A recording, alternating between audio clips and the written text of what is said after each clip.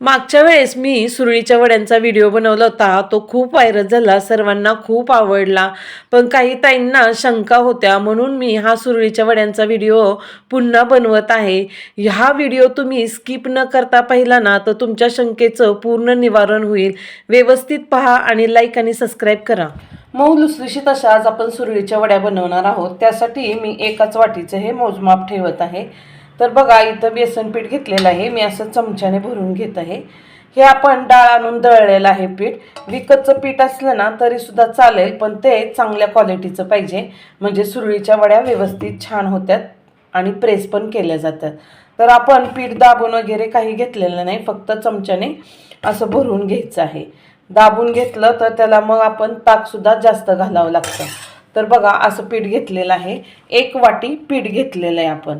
आता 1 वाटी पिठासाठी आपल्याला इथं 2.5 वाटी ताक लागणार आहे. बघा, ताक मी आधीच करून ठेवलेलं आहे. तर आता याच्यासाठी आपल्याला 2.5 वाटी ताक घालायचं आहे. तर ताक घालताना आपल्याला एकदम नाही घालायचं आहे. ताक घालताना आपल्याला थोडं थोडं घालायचं आहे. बघा, ताक जास्त आंबट पण नाही आहे आणि जास्त हे साधं पण नाही आहे, थोडंफार आंबट चालतं. तर आता याच्यात थोडं थोडं करून ओतायचं आहे आपल्याला ताक. म्हणजे काय होतं, गुठळ्या वगैरे होत नाहीत बेसन पिठाच्या. ह्यासाठी थोडं थोडं ओतायचं आहे. जास्त एकदम ओतलं का नाही तर गुठळ्या होत्यात, मग उशीर लागतो गुठळ्या मोडत बसायला. वड्यांसाठी परफेक्ट मी आज तुम्हाला मोजमाप सांगणार आहे.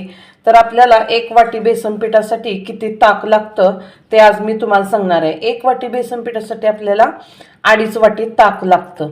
ताक असं थोडं थोडं घालूनच आपल्याला फेटायचं असतं बघा. आणि तुम्ही जर जास्त बेसन पीठ घेतलं ना 2 वाटी वगैरे तर त्याच्या डबल ताक घ्यायचं. तर बघा, गुठळ्या इथं सगळ्या मोडलेल्या आहेत. आपण आता 1 वाटी ताक वतलेलं आहे. अगदी परफेक्ट प्रमाण आहे हे आणि अगदी सोपं आहे बनवायला सुद्धा. तर आपण उरलेला 1.5 वाटी ताक आहे ना एकदमच टाकून घेऊया, कारण सगळ्या पिठाच्या गुठळ्या वगैरे मोडलेल्या आहेत.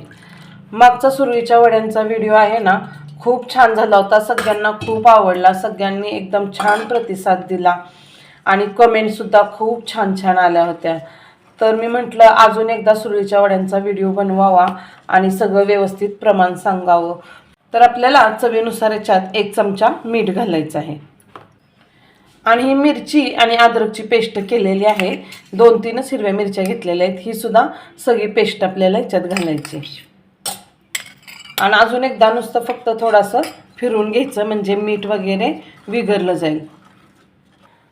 आता हे सुरळीच्या वड्यांचं बॅटर आहे ना, आपण ज्या भांड्यात बनवणार आहोत कढईत वगैरे त्याच्यातच हे गाळून घ्यायचं, म्हणजे ह्याची ही सगळी टरपलं वगैरे मिरचीच्या साली निघून जातात आणि सुरळ्या व्यवस्थित छान प्रेस होतात. तर मागच्या वेळेस एका बाईंनी अशी कमेंट केली होती की ह्याला काही फोडणी वगैरे द्यावी लागते का किंवा तेल लावायला लागतं का. तर कढईला तेल वगैरे काही लावायचं नाही, फोडणीची ती काही याला गरज नसते. डायरेक्ट आपण ज्याच्यात बनवतोय ना त्याच्यातच ओतून घ्यायचं आहे. याला काही जास्त भांडी वगैरे काही लागत नाहीत आणि पटकन असं होणार आहे. आता आपण मीठ आणि मिरची तर घातलेलीच आहे. आता आपल्याला याच्यात कलरसाठी थोडीशी हळद घालायची आणि चवीसाठी थोडासा हिंग घालायचा आहे आपल्याला. आणि गॅसची आच काय करायचं आहे, आता आपल्याला गॅसची आच एकदम मंदच ठेवायची आहे आणि हे पीठ आहे ना एकसारखं असं हलवून घ्यायचं आहे. हळद घातली का नाही की वड्यांचा कलर खूप छान येतो आणि हिंगाने चव खूप छान लागते. तर बघा, आता हे एकसारखं आपल्याला हलवत राहायचंय. गॅसची आच स्लोच ठेवा, म्हणजे जास्त एकदम एकच टायमाला घट्ट झालं तर गुठळ्या होतील. आता गुठळ्या होऊ नयेत म्हणून आपल्याला हे एकसारखं हलवून घ्यायचं आहे.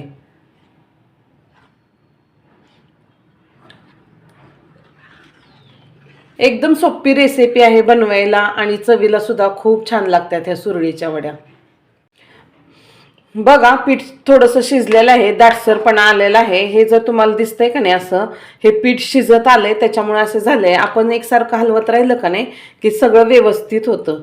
मागच्या वेळेस आहे ना खूप अशा कमेंट आल्या होत्या की ताई तुम्ही मीठच घातलं नाही म्हणून, पण मी मीठ घातलेलं होतं. काय होतं, व्हिडिओ बघताना आहे ना व्हिडिओ स्किप करून पाहिला का नाही की मग असं छोट्या छोट्या गोष्टी निघून जातात. बऱ्याच जणांनी कमेंट केली की त्यांनी मीठ घातलेलं आहे म्हणून. ह्यासाठी आहे ना, व्हिडिओ बघताना पूर्ण व्यवस्थित बघितलं का नाही की सगळं छान असं समजतं.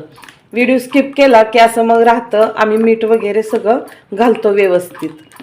तर बघा आता सगळं असं आपल्याला व्यवस्थित छान हलवून घ्यायचं आहे, म्हणजे याच्यात गाठी वगैरे काही होत नाहीत. एकसारखं असं हलवत राहायचं. तर बघा पीठ होत आलेलं आहे.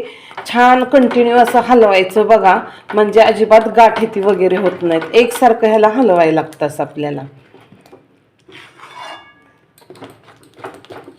आणि खाली पण लागत नाही बघा, एकदम मस्त असं होतं पीठ.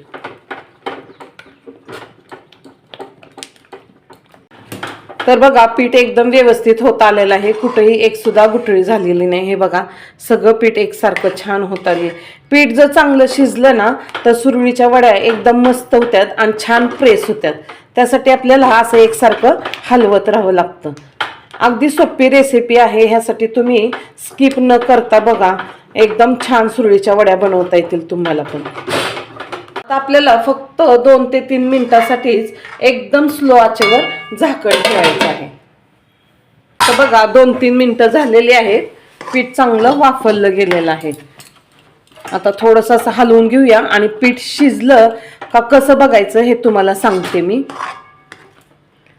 कसं आहे, तुम्ही जास्त उशीर पण झाकून ठेवलं ना तर ते एकदम घट्ट होऊन जातं.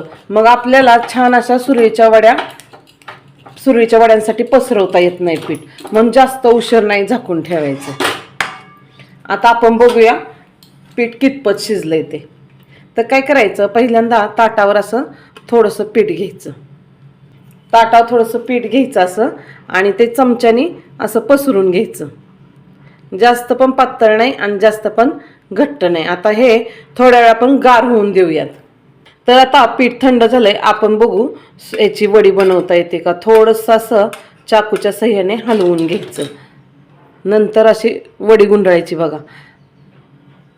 अशी पूर्ण वडी गुंडाळली गेली का नाही, पीठ एकदम छान झालंय म्हणून समजायचं बघा. एकदम मस्त अशी वडी गुंडाळली जाते. एकदम छान पीठ शिजलेलं आहे.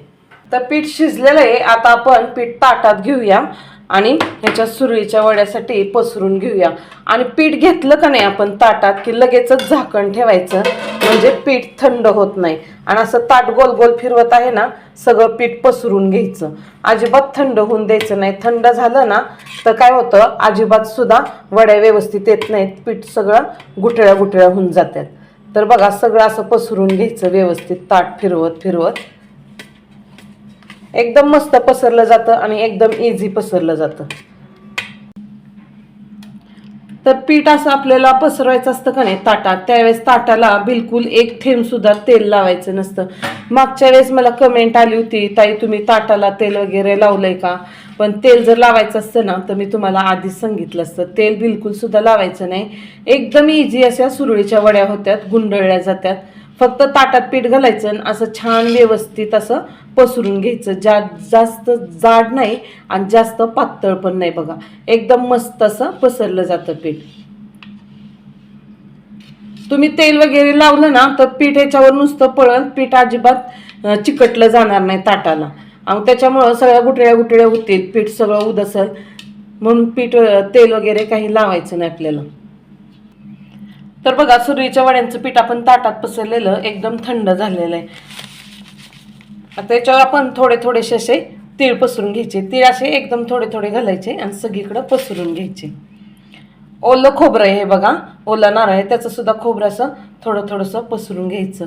असं खोबरं आणि तीळ याच्यात घातले का नाही, कोथिंबीर ती वगैरे खूप छान लागतं चवीला. आपल्याला बाहेरून सुद्धा थोडं टाकायचं आहे, पण आतून पण असं टाकलं का नाही की सुरळीच्या वड्या गुंडळ्या की खाताना चवीला खूप छान लागतं बघा. तर चाकूने नाही तर कटरने अशा आपल्याला याच्या वड्या पाडून घ्यायच्या आहेत बघा. हे कडचं साईडचं असं एवढं करून घ्यायचं. नंतर जास्त लांब नाही आणि जास्त पण अरुंद नाहीत अशा वड्या आपल्याला बनवायच्या आहेत. त्याच्या अशा सगळ्या पट्ट्या काढून घ्यायच्या.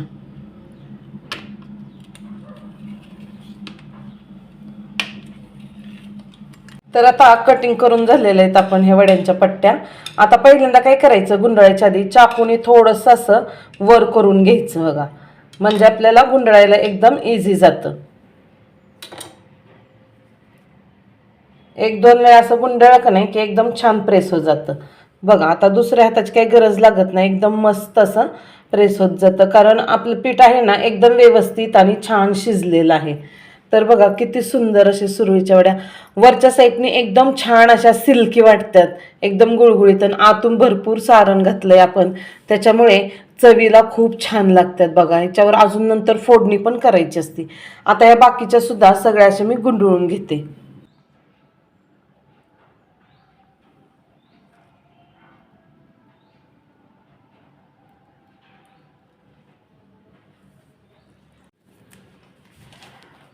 तर बघा सुरळीच्या वड्या सगळ्या गुंडाळून झालेल्या आहेत, एकदम छान व्यवस्थित प्रेस झाले. बघा पीठ छान शिजलं का नाही की एकदम चांगल्या व्यवस्थित प्रेस होत्यात, तुटत नाहीत, काही नाहीत. तर चला आता आपण याच्यावर फोडणी घालूया.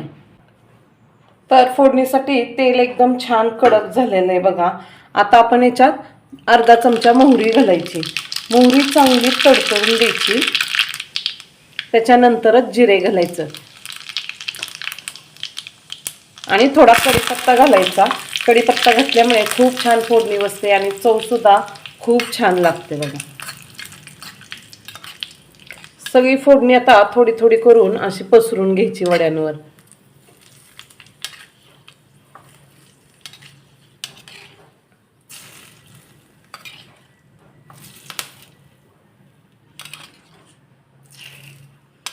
आता फोडणी आपण याच्यावर सगळी ओतलेली. आता हलकीशी कोथिंबीर वरनं पसरून घ्यायची, त्याच्यामुळं दिसायला पण खूप छान दिसतात. बघा वड्या चवीला तर एक नंबर ह्या वड्या होत्यात. ही रेसिपी एकदम सोपी आहे आणि तुम्हाला एकदम डिटेलमध्ये सांगितलेली आहे. ही रेसिपी तुम्ही पण बनवून बघा आणि मला कमेंटमध्ये सांगा तुमची रेसिपी कशी झाली. एकदम सोपी आहे, खूप टेस्टी आहे आणि एकदम सॉफ्ट आहेत ह्या वड्या.